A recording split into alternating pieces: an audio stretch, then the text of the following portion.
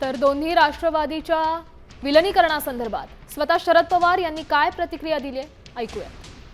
दोन्ही राष्ट्रवादी एकत्र याच्यावर गेले 4 महिने पक्षात चर्चा चालू होती आणि ती चर्चा त्याचं नेतृत्व अजित पवार जयंत पाटील यांच्याकडे होतं। आमच्या पक्षात आणि अजितदादांच्या पक्षामध्ये एकत्र काम करण्याची प्रक्रिया सुरू करावी याच्यात एकमत होता।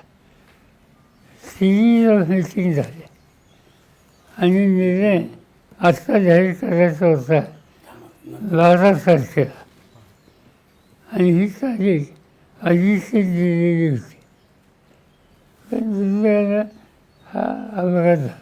मग आता दोन्ही राष्ट्रवादी दादांची इच्छा होती, दादांची इच्छा होती ती पुरी व्हावी ही आमची इच्छा आहे।